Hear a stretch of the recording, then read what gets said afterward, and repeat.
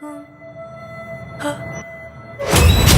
is up, Hack Stab Slash Nation? It's your boy, Postman Sean, rolling with our man Justin, and our boy Made of Water, all the way in the corner. You can't see him because he doesn't have video for this episode, but you're going to listen to him, you listen to me, you listen to Justin. We're going to do a quick intro, and we're going to tell you how we're three postal workers trying not to go postal by watching horror movies. Let's go, Justin. Tell us a little bit about yourself and what got you into horror. All right, my name. And we froze. Bro, You froze. I can't. His face. Bro, the thing was about to say. All you can see is my fat ass laughing. What? Just, Am I back? Did I just frozen. Yeah, Is someone under your desk? Can you hear me now? He is. I can hear you. I just can't see you. You're still frozen. Dude, I lost. As soon as I went to the introduction, it disappeared. That was so terrible. There you go. There you go. Whoa, why There am I? we go. Oh, you're back. You're back. Yeah, he's back. I'll probably All right. I'll edit out a little bit of that, but definitely leaving that in there. That was terrifying. All right, what's up? My name is Justin. No clue what just happened there.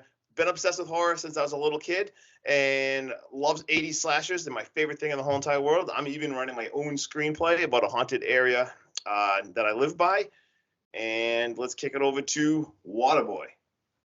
What's going on, Waterboy, guys? what's My going name's on? Waterboy, aka Chris. I've been watching horror my entire life. Pretty much the same exactly thing as Justin. I love 80s horror movies. One of my favorites, honestly. One of my favorite movies actually is from Hellraiser. That's one of my very favorites back in the day. It scared the shit out of me when I was a kid. But let's kick it back over to Sean and let's see how he got into horror. So how I got into horror, one might say I've actually been watching horror since birth. My brothers used to torment me and play Freddy and Jason when I was home. And then, if you want to fact check this and talk to my mother, you can. There was a point in time where I was in preschool and they had recommended therapy because I told them my favorite movie was Chucky. And then I went with the good guy doll. So I've been obsessed with horror ever since then. What really, really got me involved in everything horror is I was actually at my dad's friend Joe Pavidis' house, and I had watched George A. Romero's Dawn of the Dead, the one where they were in color and they were like blue zombies. They go to the mall, all that crap. And it scared me so bad that I slept with the light on for like a year. Yeah, It's such a great movie. Yeah, awesome movie. I hadn't wet the bed in about 6 years, but I did a couple of times after I watched that. That's a good streak, though. 6 years? Seriously? Right? Amidu Bendela, give me the 34. power I beg of you. I've done it a few times since then, but we won't talk about that. What we will talk about is a certain someone's birthday. Oh, yeah, that's true. Yeah. Give a quick birthday Got shout. the over the hill candle. Yeah. Wow, I know, 40 today. How am I going to celebrate with you guys talking horror movies? First episode of Hack Stab Slash. Let's go. Love that fucking. What just happened?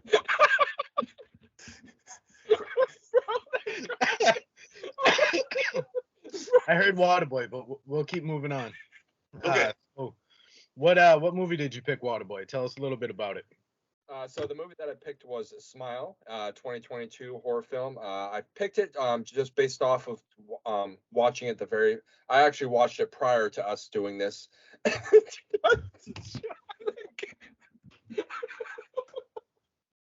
Sean! Dude, this is our first episode. How are we sounding like this? You can't hold up a coffee mug that says that. Oh my God, now he's literally gonna. My coffee. Look, I'm crying. Oh my God. I was reading my notes and I look over. This is the most ridiculous start ever. We're so derailed. I literally washed the coffee mug before I logged on. So I've been like slowly drinking it in front of the camera, trying to get Justin to notice. I was trying to look. I saw him like he must have some kind of cup. Like if you're gonna have a cup, like I picked a cool one, like horror related. Like That's a good. That's a good mug. That's the scariest thing to any man. Oh my dear God. Terrifying. Put that thing away. You can't. Literally. You can't even see it. Yeah, it's too small to just put it away. Speaking of, smiles and all the smiles we got going on right now. Go ahead, Waterboy.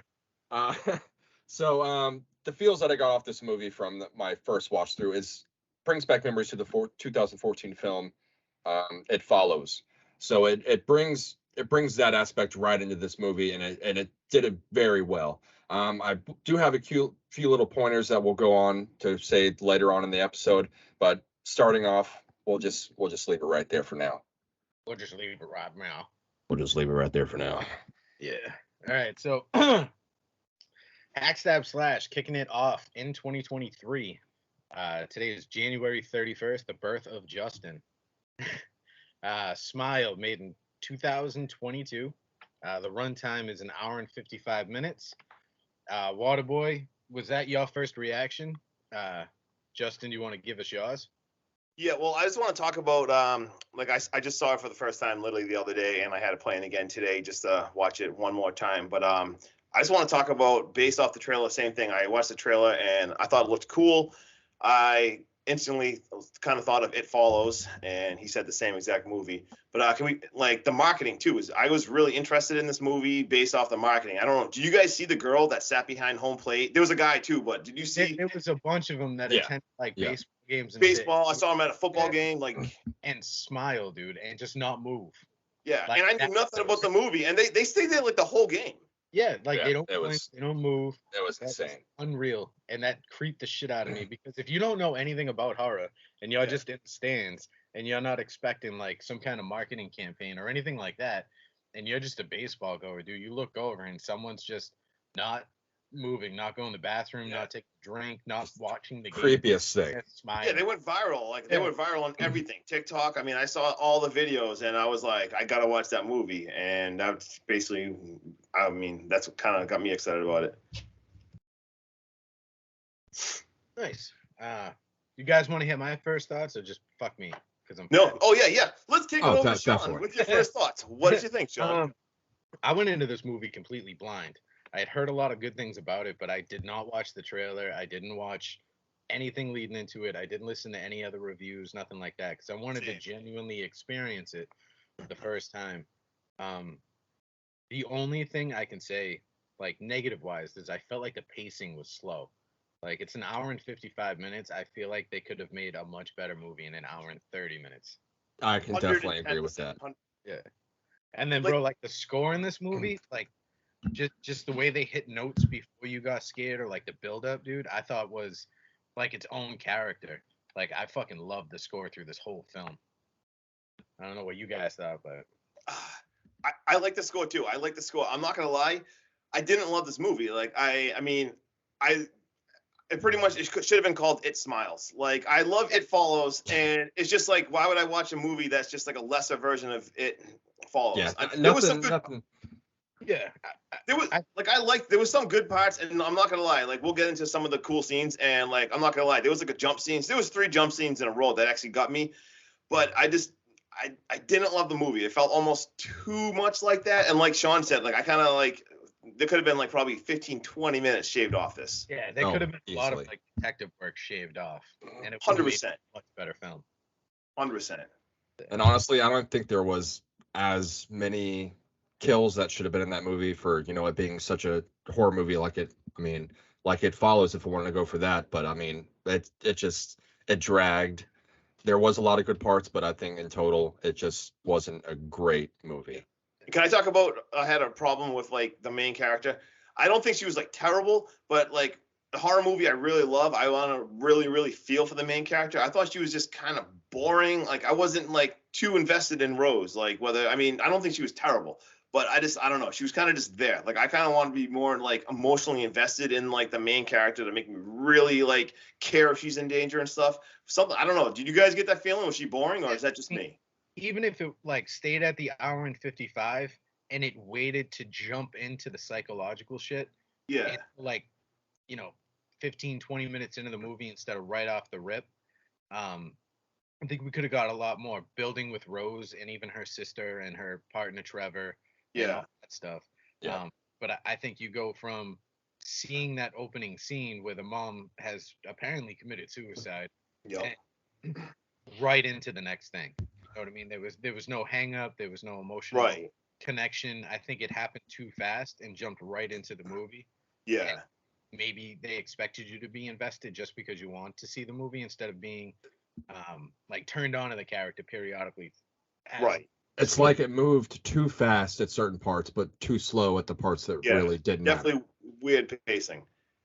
Yeah. And the last thing I'll say about that is like I don't need to love the main character. Like there's a lot of slasher movies that you just like people are there to get killed and whatever. I love the movies because you're like rooting for the slasher. But this one, I don't know. Movies like this, I feel like you almost needed to like the main character a little more. That's just my personal opinions. I Oh, mean, for sure. not to like keep nitpicking, like because we're in just the initial thoughts, but one thing that like really pissed me off, and I'm glad I didn't watch the trailer because I went back and I watched the trailer after I'd watched the movie. Yeah. Uh, it felt like, and I didn't keep track of the kills. I don't know if you guys did, but it felt like almost every single one of the kills was in the trailer. Like all Yep. the Yeah. scares were Yep. in the trailer. I Yep. hate movies do that. They give away way too much. Yeah. No, I 100%. All right, Waterboy, you want to take point? You want to walk us through this? All right, so let's get right into it. So we start the movie off with Rose. She's just a little girl. She walks in on her mother, who had just committed suicide, and it looks like she might have overdosed on pills that were by her bed. But from that scene, she wakes up into she's actually a psychiatric nurse. She wakes up and she goes to see a new patient, and she brings her into the room, and so let me see. Actually, hold on one second. He's fucked up. He's talking about the patient that's coming into the room. His name's Carl, and he keeps mumbling, "I'm gonna die. Mom's gonna die. He's gonna die. She's gonna die. Everyone's gonna die. It's gonna be a fucking party. We're all gonna die." And she checks Carl in, and she sends him off to like his own psych ward. He's been there a million times.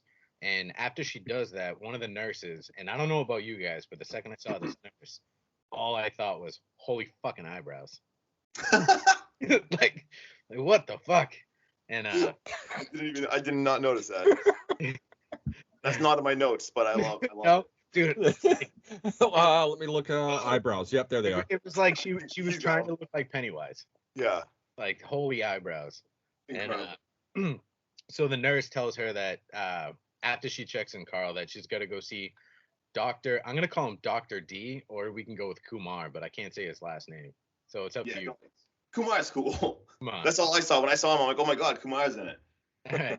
And then we see an ambulance come in through like a back scene, screaming hysterically person on the stretcher, close up, little jump scare, banging on the door. Um, she goes into Dr. Kumar's office and he's got to put her in check for like checking in a patient with no insurance. And like you obviously right here at this point in the movie, you can feel, excuse me, that the healthcare system is currently more about money than your actual well-being, considering that this is a psychiatric ward and he's bitching because a patient who clearly needed help didn't have insurance. Mm-hmm. um he tells Rose to go home. Like she's been there since the late shift last night, so she's going on over 24 hours worth of work. She says okay. On the way out, her phone rings. She comes back, answers it. um Now, cutscene. Now we meet Laura Weaver, who's 26, and she's a grad student. I'm gonna stop there and let Chris take over again, unless you guys want to talk about the opening scenes. No, I mean, it didn't get exciting until this next scene. Like that. Yeah, definitely. Just talk about this next scene. All right, Waterboy, you here? No, he's still muted. His baby woke up, so I'll keep running with it. Yeah, keep running with it, and I'll add into this. All right, so now we meet Laura Weaver. She's 26. She's a grad student. She states numerous times, like, I'm not fucking crazy. Like, I'm a PhD candidate. I'm not crazy. I'm okay. No one's listening to me. I see people. Uh, they look like people, but they're not people. And all they do is smile. Like, something's going to kill me. Something's wrong. She starts, begging for help. And she's pretty much saying like, help me, help me. And Rose is saying like, this is typical patterns of, oh shit, I lost my place. Like psychosis and stuff like that. She's talking about just mental breakdowns. Yeah, mental breakdowns. The stress of college, what she had seen with her professor. Yep. And she's like, you're not listening to me. And as she backs away, she starts almost like it's jolted out of the seat. Yep. And she starts grasping for air. She starts reaching for her neck. She's making all these crazy involuntary movements. And Rose turns around. She runs to a red phone and she calls for backup. And while she's doing this, the Rose is on the phone and everything goes quiet. And then we hear like literally nothing. Rose turns around and she's doing this thing where like the camera follows her. That was creepy. You know what I mean? I thought it was that was a cool scene.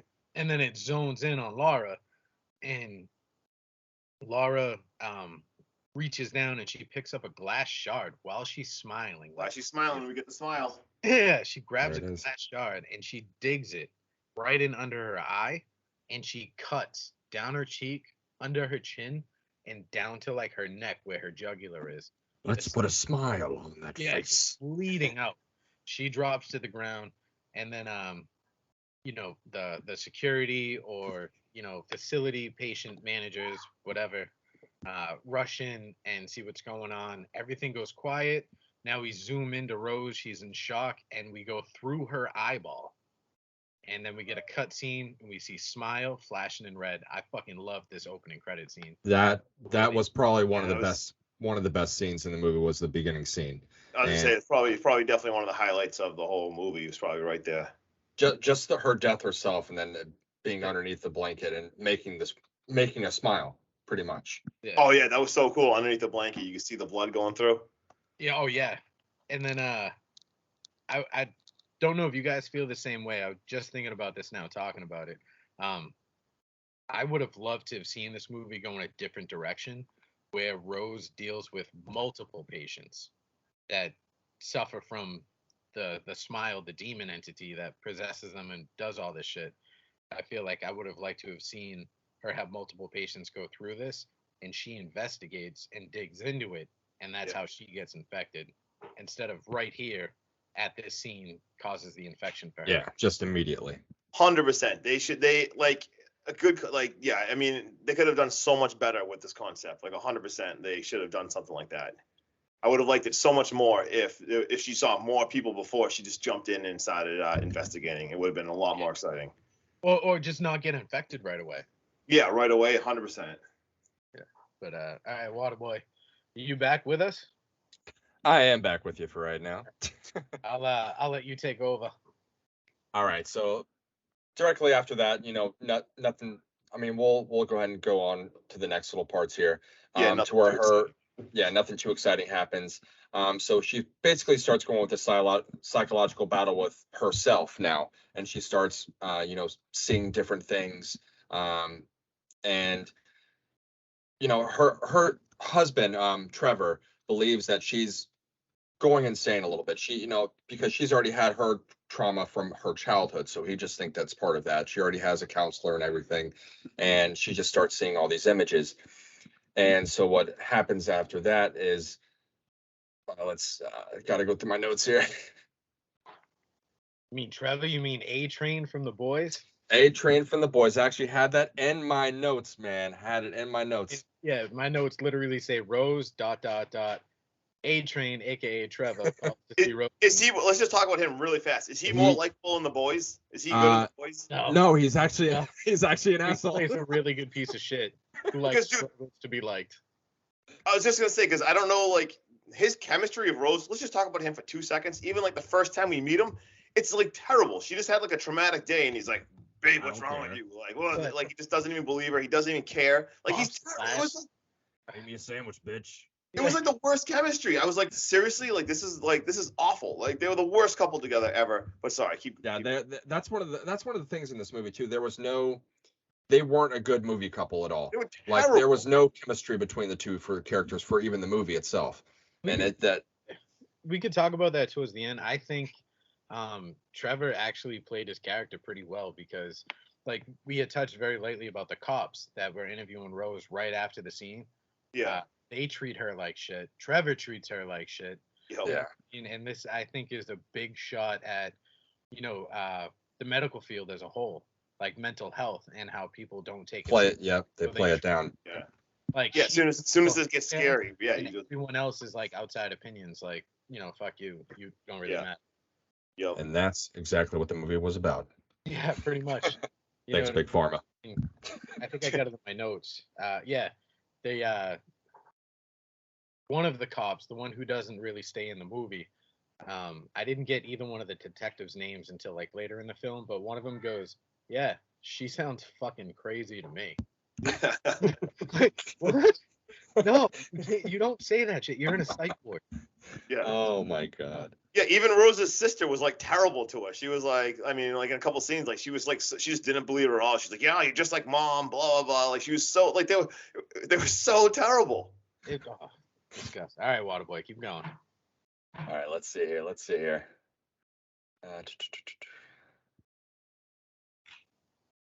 You Gotta want me go to jump down here. in on my notes?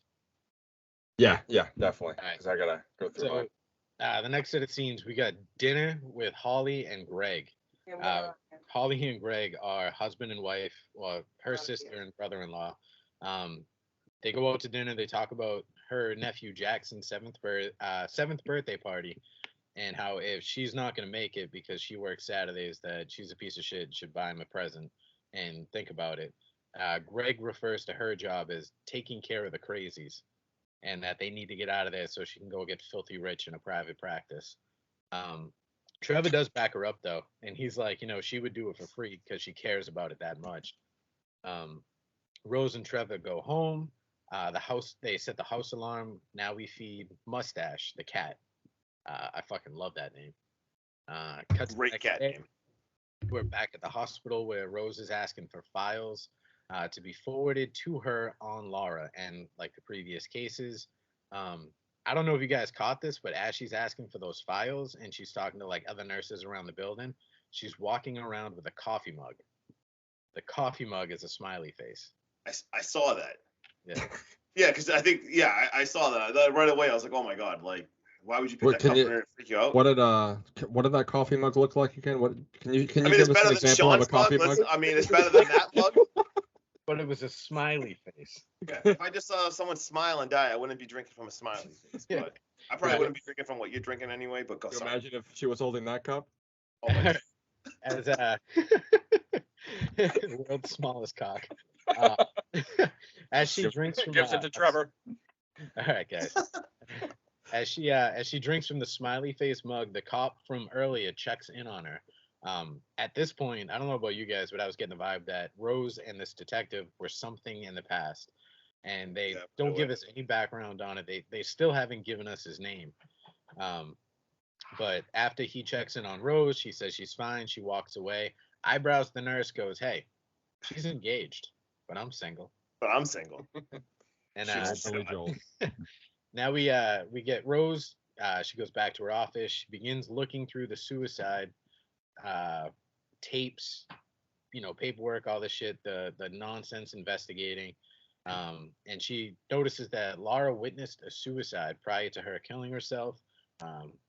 And then her sister calls again, tells her to go get a toy train for Jackson for his birthday party. There's a lot of focus on the birthday party that we probably could have done without in this film.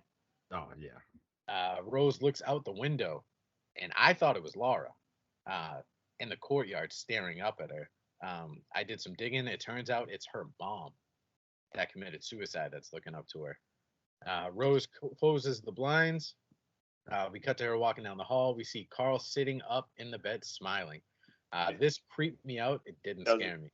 Yeah, that was a creepy scene. That was super creepy. That starts the big spiral right there. Yeah, he's like almost in a trance, and like you can hear him chanting, "You're gonna die, I'm gonna die." Yeah, I'm gonna die. I'm gonna die. I don't know if you guys caught this, but you could hear like a demonic undertone, and two of those "I'm gonna dies." Clearly. Oh yeah. Yep. She tries to talk to him. He starts to get like rowdy. She screams for him to be restrained. Orderlies rush in. They fucking rip Carl, who's laying calmly on the bed. They rip him off the bed, throw him on the ground, and start like restraining him. Um, Rose looks like she's in pure shock. Then we do a cut scene. She's in Dr. Kamar's office to talk about the incident. He's concerned. She's, overworking herself. She's got 80 hours a week. She's been doing this for months. So he tells her to take a paid week vacation. Um, just clear your head and fuck off. So she gets pissed. She races off in her car. What do you guys think about that sort of scenes? That, I all I gotta say is I definitely could use a paid vacation. I think we all could. I thought the Kyle scene was creepy. Yeah, that was honestly just a bunch of fluff. Besides that, I personally thought I don't know. The Kyle scene was really creepy. Like you said, I wasn't scared, but I thought that was creepy. But that's literally the only thing I even wrote down. Like before that, I talked about that one scene, and I don't even have any notes for a couple. That's one of the things. There's so many things that move slow, and then you just have that one scene that's creepy, and then it just goes back to being slow. Then it's so much fluff, and it's not even like interesting.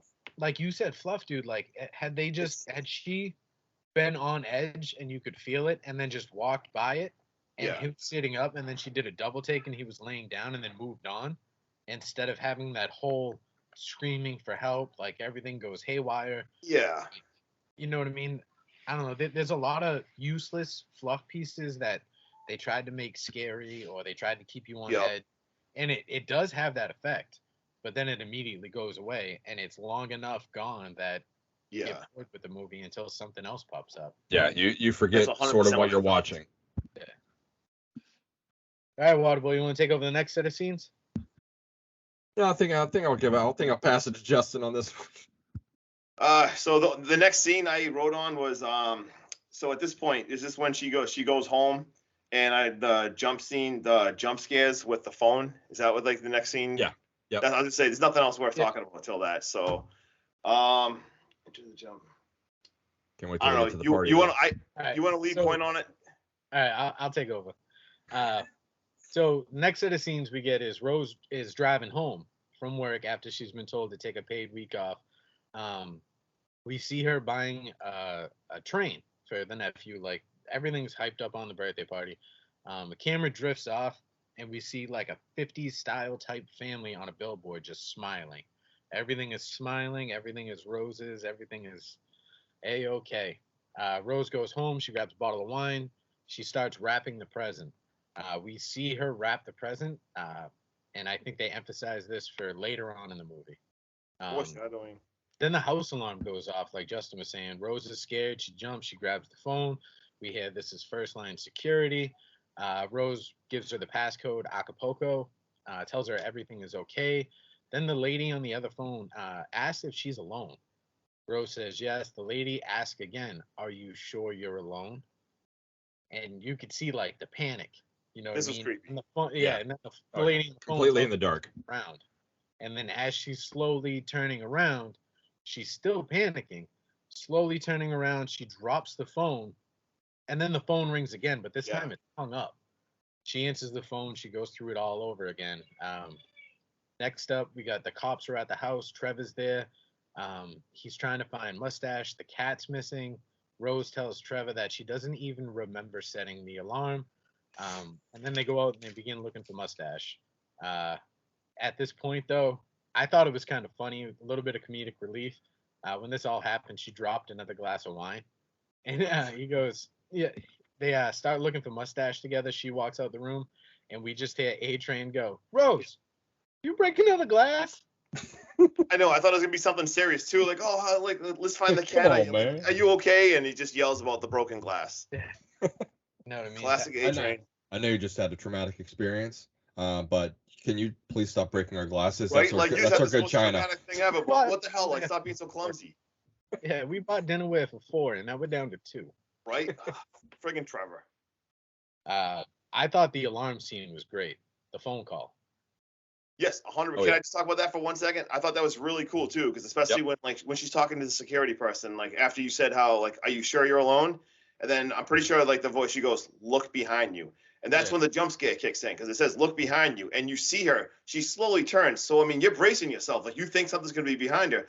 But as she turns, all of a sudden, boom, you hear the phone ringing again, and then it's really creepy because you see her look at her hand, and the phone's not in her hand. So I thought I actually yelled. I'm gonna admit it. I screamed when that happened. It got me. That was actually perfect how they throw that at you thinking you're gonna see something and then they 100%. just get you with something else. We've all been trained that when they say look behind you, there's usually something behind you, but then all of a sudden, boom, you get the phone ring, and all of a sudden the phone's not in her hand like that. That was a fun jump scene. That was perfect. All right, moving on. The next set of scenes, we got a spiral camera, like going down a hallway type shot. I do like this. I hate when movies overdo it. But this one is a spiraling camera going down in the hallway into Rose's mother's room, where we see where Rose's mom has committed suicide. But this scene, she opens the door and Rose's mom wakes up gasping. Oh, wait. Wow. I fucked that all up. Nightmare. She opened the door and seeing her mother, and Yeah. then she wakes up gasping for air. Yeah, I'm she thinking wakes up, further yeah. along in the movie right now. Hey, this is our first episode. No worries. Now Rose sits down and she's starting to do her investigating again. And like I appreciate this scene. She sits down with the audio tapes around her encounter with Laura. She starts replaying the tape and replaying the tape and replaying the tape, and we hear Laura, silence, Laura. Then the camera like zooms in and she does it again. She turns it up and it goes Laura, and in the background we hear Rose, Rose, like every time. And then we get a jump scare of her mom right next to her face. Right next to her. Got Turns me it all again. the way up, and it Oof. just Rose. 0 to That 100. scared the shit out of me. It got me again. Got me 0 again. to 100 real quick. Real fast. I did look up fun facts, and someone pointed out the fact that she turned up her volume way past 10, but every time they did the cutscene, it was like a couple extra clicks she could put in. So she was fully maxed out, and then she just kept turning it up. Yeah. So Rose jumps back. She panics. She grabs a knife, only to realize it's a scared Trevor calling her name. So A-Train is shitting his pants, and she's holding a knife point. And then we immediately go over and we see Rose is now at her old psychiatrist place. They're talking about what's going on. She calls them stress-induced hallucinations. See, Justin, I told you. You got it too. Hallucinogenic is good though. Yeah. So she calls them stress-induced hallucinations and tells her to take a short hiatus from work. So now we've got everyone just completely ignoring her and telling her just take time off. You'll be fine. Rose looks to be on the brink of a breakdown as she asks for Respirtol. The doctor tells her no drugs, but suggests that Rose can always call her if she needs anything. So clearly Rose is like fucking losing her mind. Yeah. And you can also see throughout how the movie plays out how she looks professional at the beginning of the movie, and then she just starts to. You can see it, the look on her face as she just starts to just go down a very dark path. Yeah, bagged under her eyes. Exactly. You see her looking in the mirror, smiling. You see her trying to like wipe, like put makeup on and everything. You can. Yeah, that's actually the next set of scenes I got written down is Rose now struggles to put on makeup as she gets ready to attend Jackson's birthday. Yeah, I was just saying the birthday party. party. And what a great birthday party that was. Yeah. All right, so she goes. Her sister is surprised that she even bothered to show up. Jackson's opening gifts. They're doing the party thing. Everyone's having a great time. Then they slide her Rose's gift, and Holly says, "This is from Aunt Rose." Rose waves. She's excited to see him open the gift, and lo and behold, it's Mustache. Little homie 7-year-old pulls up a dead cat. Fucking cat. Yeah, fucking cat. Poor kid. Pulls up the dead cat. Everyone loses their mind. Rose is screaming, someone's got to believe me. Like, this wasn't me. I would never do this. And no one believes her. They all just look at her like she's a fucking crazy person. Yeah. Nobody cares. She stumbles back. Like, she's standing there. Everyone's screaming at her. And then she sees Laura sitting down on the chair, just smiling at her. No one else can see her. Rose is screaming, "Can you guys see her?" No one can see her. Only I can see her. She panics. She steps back. She trips over the carpet and goes right through a glass coffee table. They patch her up. They pull the glass out. They do the whole 9 yards on her. And then we see Trevor and Holly are fighting outside of the hospital room as Malcolm, Kumar, I'm gonna call him Malcolm. Kumar. That's his name. It's Malcolm DeSalle or I don't know. That's Kumar. But Kumar is checking in on her. They get to talking. She focuses in, like I said, Trevor and Holly are fighting. Um, Trevor takes Rose home. She tries to tell him what's going on, but he basically tells her that she sounds fucking crazy. And Yep. like he did some digging, and mental health, is genetics and hereditary and all that other shit. And he did some digging because he wants to know what he's attaching his whole life to. He sounds like a real piece of shit instead of focusing on his fiance. Yeah, he did not come across good on that scene. And then he immediately accuses Rose of killing Mustache. Right? Yeah, dude. Rose gets pissed. He storms off into the house. Rose goes in to do some more research on the professor who killed himself, that Laura had witnessed. She gets some information. Then she goes to lay down. Yeah, I got it. Rose lays down for bed. She's scared out of her fucking mind. While she's laying there, dude, she can hear her dead mother asking for help. Then we get another jump scare of Rose scream. We get another jump scare to her scream Rose's name as the car slams, and it breaks and beeps. Those are my notes. No, that's yeah. So we get a lot going on in those scenes. A lot of ignoring Rose, if you will. very mean to Rose. These people they don't care about Rose at all. Her sister's terrible to her. Trevor does not care about her at all. Rough, tough to be Rose. Yeah, and she's in this whole investigation on her own. Like no one's doing nothing. No one's helping her. No one believes her. I was gonna say no one even believes her or anything. This is the part where you really sense that this movie is completely all about, like people on, that have disabilities and nobody really cares. Yeah. I think to a point. All right, you guys want to move on? So Rose visits Mrs. Muniz to talk to her about her husband. She describes the days leading up to his death. We get like a quick little flash scare. It's Mr. Muniz's face, just absolutely destroyed. He caved. Oh yeah, the picture, his tongue's hanging out. Oh, brutal. Forgot and then about she that. says, 25 years, and this is all I have left to remember him by. remember him by. Yep. Like that's just an image that stains in your face. She then offers to take Rose upstairs and show her like his descent into madness. We see all kinds of drawings, newspaper clippings, everything. Then Rose confesses that it's happening to her. Miss Muniz thinks she's a fucking nut job and kicks her out of the house.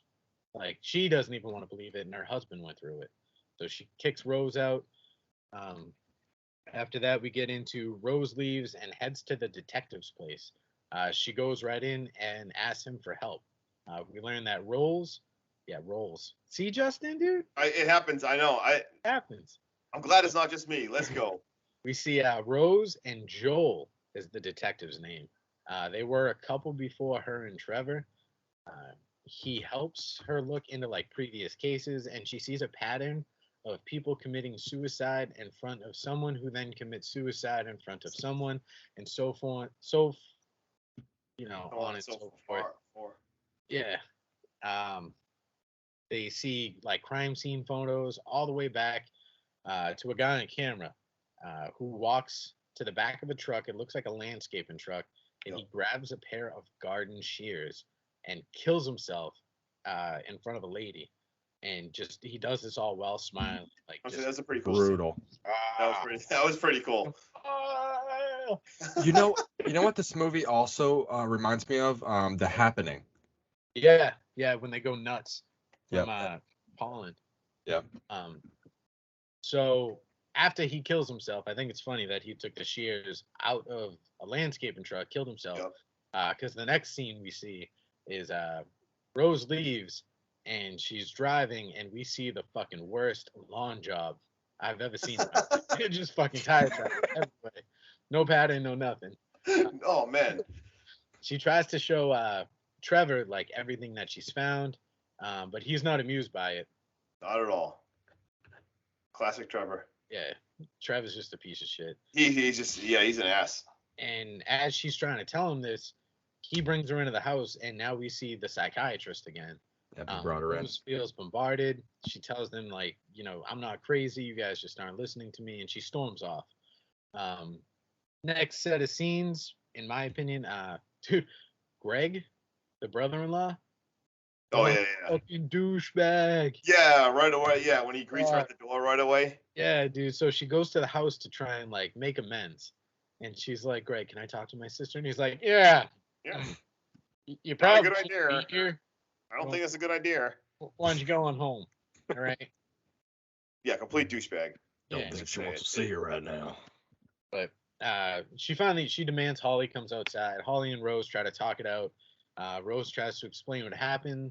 Holly thinks Rose blames herself for her mom's death, and Rose being the only one to handle it, while Holly left the home. Rose and Holly part ways, and now we see Rose in the car. She's trying to hold it together. She's incredibly pissed off, distraught, and in the background is blurry.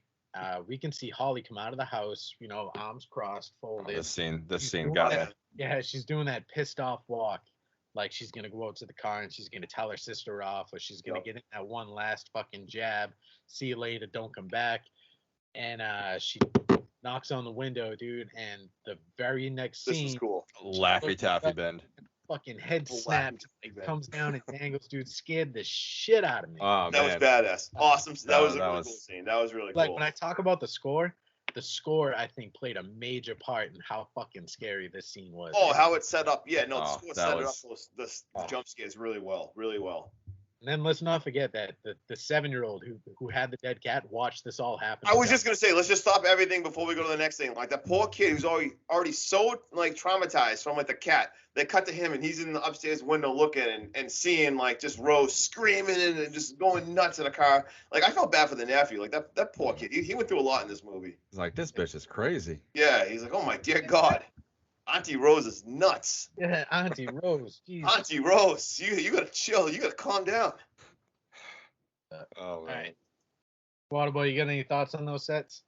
That was probably one of the scariest scenes for me. I don't know, that really freaked me the fuck out. Plus I never saw the trailer or anything like that, and that scene got me. That was cool. Oh yeah, dude, without a doubt. Like I said, I'm glad I didn't watch the trailer because I feel like had I watched the trailer, it would have spoiled that scene for me. Yeah. They filmed that whole scare in the trailer. yeah, Yep. yep, the whole thing. Absolute dog shit. Hate it. Oh, Don't my put God. any scares in it. Just give me all the fluff. Right? Seriously. But They definitely had enough of that they could have put that on there. So Yeah, dear God. seriously. All right, so we get a cut scene. She's at a diner. She's parked. You can tell she's like freaking out. She's crying. And then out of nowhere, dude, she's just stuffing her face on what sounds like the best tasting burger of her life. oh my God, I'm so hungry right now. I was gonna say I kind of want a burger now. Yeah. But all right, I'm gonna let Waterboy jump in because I have to go plug in my laptop. So I'll let you guys talk about this next set of scenes while I go grab a plug. All right. right. So Let's we're gonna go. get into so she's mowing down on that burger and she gets a phone call, I believe, from Joel, who's found some more information for her, I believe. So they end up going to go pick her up, and he picks her up, and they go down to the jail where a guy actually had never he went through the smell, and he never actually ended up dying from it. Yeah, So, he survived. He's like the yeah, lone he's the survivor. only survivor. So Yep. he ends up going over there to see, like why did this guy survive? So she goes into the prison. She talks with the guy, and we end up finding out that the only reason why he didn't is because he had to kill somebody. So I guess the only way that you can get rid of this is if you kill somebody. Yep, and And- very, what do you say, like very traumatic. You got to make it Yeah, very traumatic for very, the people. Yep. Very messy. And he didn't know that she had it, and then when he ends up finding out that she ends up having the Yep. smile entity, he ends up freaking out, He freaked and out. complete freak out, and they had to pull him away, and she I believe she ends up going back home and going through all the paperwork of the deaths that have occurred, and she ends up having another meeting with her counselor. I was gonna say she goes back to the therapist. Yeah, back to the therapist, and I believe this is the part where the therapist ends up Oh, yeah. smiling at her, So Yep. it ends up being the smiling entity. You got Doesn't she when she's talking to her therapist? Doesn't she get a call from the actual therapist? At yes, that yeah, time? she gets a call Yeah. from the therapist while she's talking to the therapist. Yep. And that was nuts. Yeah, But, that was cool. she ends up going back to her work. Yep. She does have a knife in her bag. Oh yeah. So she plans on stabbing. She goes to visit Carl, right? Yep, I believe so. Yep, she plans on killing Carl. Yep. So that she can try to get rid of this entity that she has. And she ends up stabbing him, but we end up learning that she was just dreaming in her car. She didn't actually do all that yet.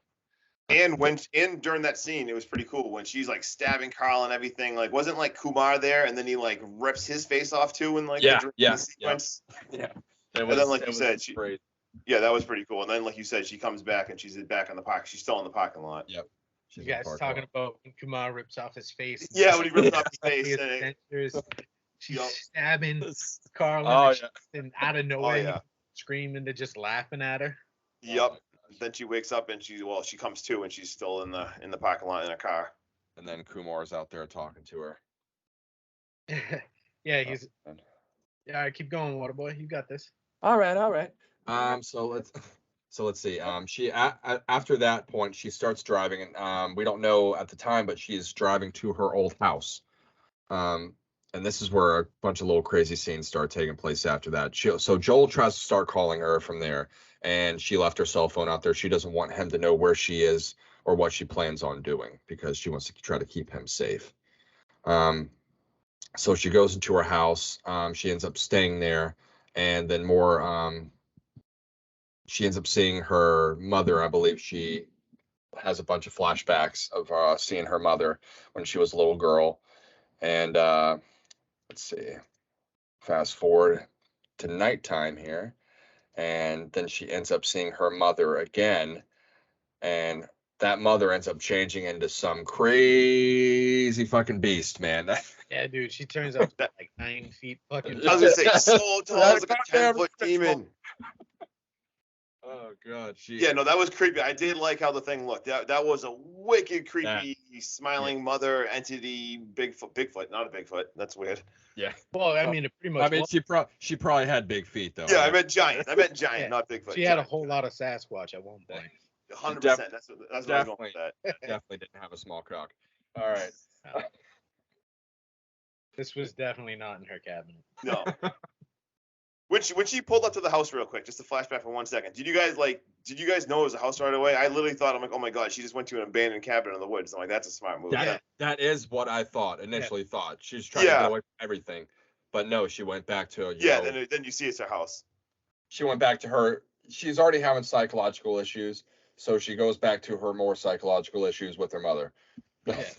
She just runs back to her childhood trauma, which is a lot what people do, actually. Yeah, a lot of people dealing with this shit think that, that's a safety net, it's a safe place, or it's supposed to be a safe place, and it's not. It makes things worse.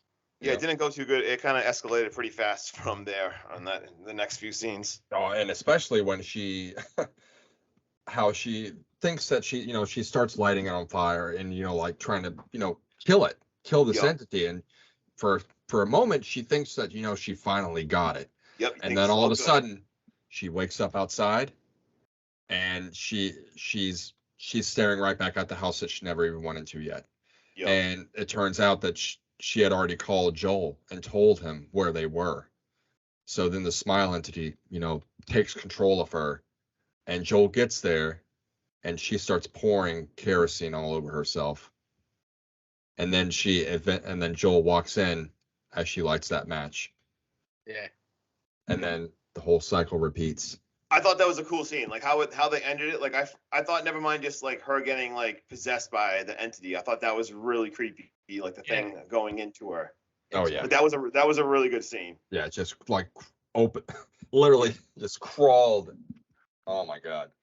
And it's so creepy, like when Joel walks in there and you just hear him just say Rose, Rose, and like you see her in like you see her in the corner there, just like pouring the stuff on her head. And it gets a close up of Joel's eyes as he's witnessing this. That was really cool. You could see her burning in the reflection. Yeah. Yes. That was an awesome scene in the eyes.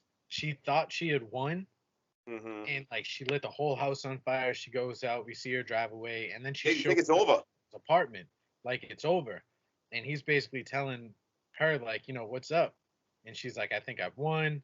I just want to stay here. Can I stay here with you? Like, hold me. Oh And yeah, then he's like, totally yeah, forgot that whole part. yeah. He's like, you can stay forever.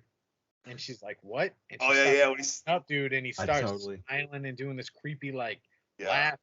And then he chases her out of the apartment. And the second she leaves the apartment, then like Waterboy said, we see her standing in front of the house and she's done nothing. Nothing's happened. Yeah. Oh And man. like she goes back in and Joel shows up as she's walking back to the house. Like we see her lock the door, fucking this, that, and the other thing. And then we just hear screaming. And then she dumps, like he said, the kerosene on her head, lights the match, and fucking bing, bang, boom. The cycle continues. Yep. Let's go. It keeps going. You can't stop the smiling entity. You can't stop it. Oh, No, honestly, and you know what I mean? and all in all, it was on a scale from 1 to 10, I'd say it was probably like a 6 or maybe 5 or 6. I'd say it wasn't a great movie. It had No, some good definitely not a parts in great there. movie. So, what do you- Rewatchability, not good. Yeah. Yeah, I mean, I watched this movie 3, 4 times leading up to it, and I probably Oh, I'm sorry. watched it. Yeah, Yeah. dude. I'm so sorry when you said That's that. yeah. I'm sorry, man. Yeah. It's just tough I- because, like I said earlier, like I mean, I've already seen like It Follows. This was just like a lesser version. Like same thing. If I had to rate this like 1 through 10, I don't know. Like I mean, got it was 5. 5. I was gonna say I would probably give it a 5. Like it's forgettable. It had some cool jump scares and stuff, but like overall, I mean, it was just I'm not a fan of it. I didn't love the main character. I didn't really care about Rose. It didn't really do anything for me. I think a lot of people feel the same way too, because like I said 5, you said 5, Yeah. Waterboy I didn't. said Sorry, go 6. ahead. Yeah. Yeah, IMDb has it as a 6.6 out of 10. I was just gonna ask. Yeah. I never heard it, so that's the thing. Like when I did see the trailer going into this, but I did not hear any reviews. I didn't watch anything else because I did not want to think that it's gonna be good or think that it's gonna be bad. And same thing. Like I was wondering how other people. I still haven't looked up like And other even on Google reviews, 57% like this movie. Yeah. Yeah. Oh wow. So yeah, that like lines up. Yeah. And Rotten Tomatoes, of course, says 80%. They have Yeah. an 80% score, which is I never go towards Rotten Tomatoes though. Wow. That's high. That's crazy. So, do you guys want to give like your closing thoughts, and then we'll touch on like fun facts and shit? Yeah. I mean. Definitely worth giving it a shot. If you do like a little bit of horror, it did have creepy aspects throughout it, but there was so much fluff. You will get bored in a bunch of parts and forget really what you're watching. But when the scary scenes come, they are decently. All right, Sam. Let me do my final thoughts real fast. Probably just don't watch it. Watch It Follows or watch The Ring and just save yourself. Like I said, just like it had Ring vibes and It Follows. Watch like actual good movies and just let us take this one for you guys. Like we took it for the team. Like poor Sean, dear God. This was hard. He watched it a lot. Like I mean, I feel like he probably needs counseling now. Yeah, That's my final thoughts. Like I said, I mean, definitely fun jump wasn't scares. smiling. It's worth like a watch if you're just like having a few drinks, like want to watch a movie or anything, but nothing like groundbreaking or anything. But what do you think, Sean? It's not like bad for background noise. Yeah, exactly, 100%. It's not the worst thing in the world. You guys want to hear my closing thoughts? Yeah. Let's hear it. Right, so I love the entity and the way it was revealed, and like it's 47 layers of teeth when like its jaws opened up. I love the way it looked, and it like crawled into her mouth to take over her. That was cool. I thought that was very like gory. I loved it.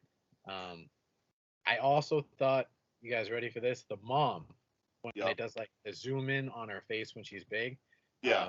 I thought she looked like an uglier version of Alexis Arquette from The Bride of Chucky. I'm pretty sure that was the actress who played that. Oh God. Am I wrong though? Like you remember that scene when he's in the bus with Tiffany and he's got like all his gore on and all that stuff? I think that's what the mom looked like. I'll have to go back. I've seen that movie, obviously. I guess I'll have to go back and watch that. Like I said earlier, like I thought this movie was definitely like a mental, psychological thriller, but you definitely could have shaved out like 20 minutes worth of crap. I mean, Rose looking at one piece of evidence at a time, over and over and over. Like I'm not a big fan of exposition dumps, but we could have shaved off 20 minutes had we just gotten an exposition dump. Like just with the cop would have been fine. Just investigate 100%. The teacher who killed himself stop there and let Mhm. the rest behind the scenes, and then dump it all on you on your way to go see someone. Like I said, I thought the score was awesome. The in and outs touches on like a lot of mental health things and what's wrong with the system. But again, like we all said, it could have definitely been a better movie had it not been so long and so much fluff. Uh, jump scares were great. You guys want to do some fun facts? Yeah. What do you got for fun facts? Let's do it. Let's do it. So I got. all right, Waterboy, you go. Oh well, it's not really a fun fact, but so the budget for this movie was only 17 million, and it ended up bringing 216 million dollars, Yeah, which is kind of crazy to think about. Oh yeah. 260 million dollars of like, people actually watching this. Huh? Yeah, it's telling you the marketing. Like, I mean, I was like, a second I saw that marketing, it reeled me in. I'm like, the marketing was more interesting than this movie. Like, the 100%. whole build up and marketing, 100% brilliant. Like, I would like to see more movies do that. Yeah. Like that marketing would have been perfect without the trailer. Yeah. Like just. Oh my God, that's what they should have done. Like, could you imagine dude. that? They should have no trailer for this movie. It should have just been Smile, like a quick teaser trailer. Like, you got to have a trailer, wicked teaser. Like, just don't show those scenes or anything. And it would have built up. It would have even done more at the box office than that. Like, Oh, So, fun facts I got are the film was originally titled "Something's Wrong with Rose." yeah. I think Smile is 100 times better. Oh Yeah. God. Another one was the actors at baseball games behind home plate, like we had talked about. Mm-hmm. At an hour and 21 minutes in a text thread with Trevor between Trevor and Rose. The first picture is a normal picture of him. We get a cutscene. We see Rose texting, and then it goes back, and the picture now has Trevor smiling. So she's not shit. I didn't even notice that. I didn't notice that either. Wow. The scene where Rose meets with Laura in that room is based off a short film called Laura Hasn't Slept. Okay. Which is pretty cool. Yep. And then the upside down shots that we get throughout the movie Mm-hmm. supposed to mimic that when you see someone smiling, if you turn it upside down, it's a frown, and there's something wrong and sad and sadistic. That's cool. That's cool. Yeah. Deep. That's all I've got. We did some touching notes, some fun shit. Yep. Did definitely. Yeah. And of course, I don't know if we already said it in the when we started recording, but of course, this was a director Parker Finn's very first movie he's ever done. Yeah. Yep. Yeah, and he's on the ropes to do a couple more. I don't have written down, but I was looking at it, and he's got some pretty big shit in the works. No shit. Yeah. I did see he's got one that doesn't have a release date yet. Yeah. But all right. So Hack Stab Slash. We did a little draft. We talked about 31 movies that we want to do. Ran them through a randomizer, and next week we got our man Justin coming in hot and heavy. Stakeland. Stakeland. Let's go. You want to tell us a little bit Alright. about it? Why you picked it? What was that? You want to tell us a little bit about why you picked it? Should I do that now, or do you want me to tell that on the next episode? Just a quick why you picked it. I picked it because it's an awesome apocalyptic vampire movie. Really cool take on vampire movies. I know a lot of people compare it to The Walking Dead with like vampires, which is crazy because I've never even seen The Walking Dead, but I know that's crazy. But yeah, really awesome. I think the acting in the movie is awesome. Really cool vampires, and I just love the feel. Like the feel and the atmospheric horror in that movie is just on point, and that's why I picked it. So this is going to be great because this is going to be the first time I've seen Stakeland. Me Yeah. too. Really? So, yeah. So this is. I Oh, don't know anything about it. Didn't watch the trailer. Yes, really good acting. In my Netflix queue for like ever, and I just never get around to watching it. So good, great acting. I'm so excited to watch it again. I've seen it once, and I picked it because the other reason I liked it so much. I wanted an excuse to actually have to watch it again. Yeah. But all right. Well, that is it. good night, ladies and gentlemen. Y'all as well. Take care. Cheers. Happy birthday, Justin. Happy Thank you. birthday. Thank Thanks you. for joining, guys.